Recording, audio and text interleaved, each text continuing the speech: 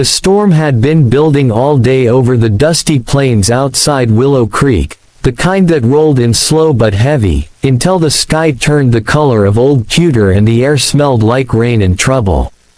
Elias Boone was fixing the north fence when he heard the distant thud of hooves, a rhythm too deliberate to be a stray rider passing through.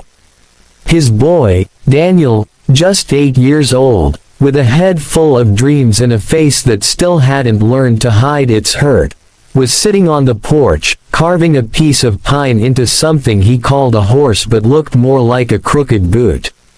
They'd been alone for a year now, since Mary's passing.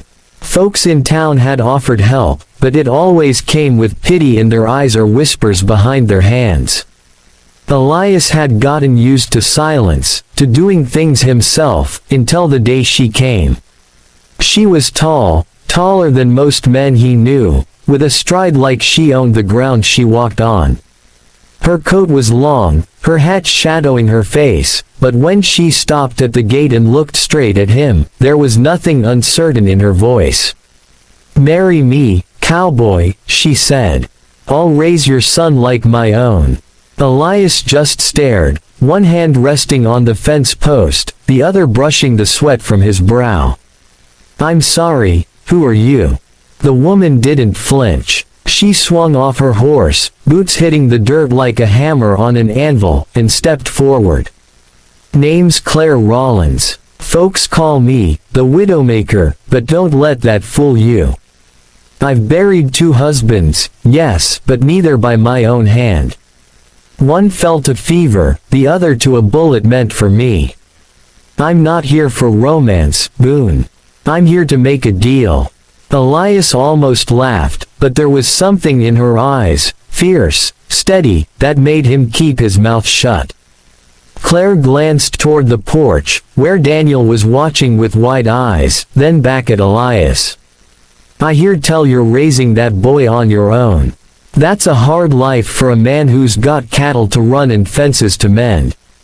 I can cook, clean, ride as good as any ranch hand, and shoot better than most.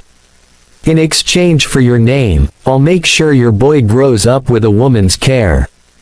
It was the boldest thing Elias had ever heard, and in a town like Willow Creek, boldness was almost as dangerous as weakness. He crossed his arms, narrowing his eyes. "What's in it for you?" Claire's lips curled into the ghost of a smile. "A place that's mine. I'm tired of wandering from job to job, sleeping in rooms that smell of other people's mistakes. I want roots, and your ranch is as good a place as any to plant 'em." Daniel's voice broke in from the porch. "Pa, can she stay?" That was the first crack in Elias's armor. He'd seen his boy look at other children's mothers in town with that quiet longing he never spoke aloud. And here was this towering stranger, offering something Elias didn't even know how to ask for. Against his better judgment, he said, "All right. You can stay. But this ain't a love story. You understand that?" Claire nodded once. "I'm not asking for love. I'm offering a family." And just like that, she moved into their lives as if she'd always been meant to. She cooked meals that didn't come from a can, patched Daniel's shirts without being asked, and had the boy laughing more in 2 weeks than Elias had seen in the last year. She was strict, too, made Daniel do his chores, stand straight, speak plain, but every night, she read to him by lamplight, her deep voice wrapping around the words like a warm blanket. The town didn't know what to make of it. Some said Elias had lost his mind. Others whispered that Claire must have some hidden angle.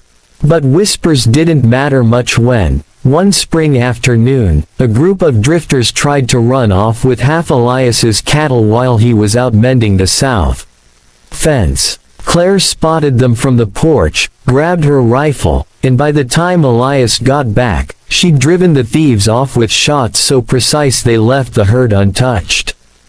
Daniel told everyone in town about it, eyes shining with pride, and suddenly, the Widowmaker wasn't just a stranger, she was a boon. Months passed, and something shifted. The ranch ran smoother. The boy smiled more. And Elias, though he'd never say it aloud, began to notice the way Claire's laughter could break through even his darkest moods.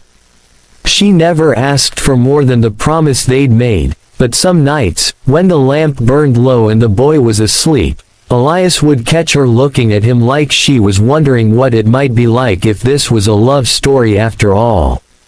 Some folks still talk about the day she rode into Boone Ranch and made that outrageous proposal.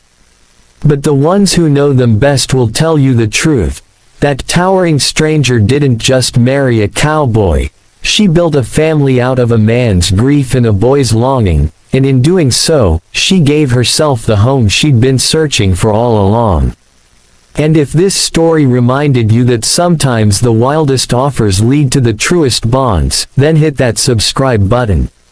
More tales from the Old West are riding your way, and each one proves that even out here, where the land is rough and the living's harder, love can still take root in the unlikeliest of soil.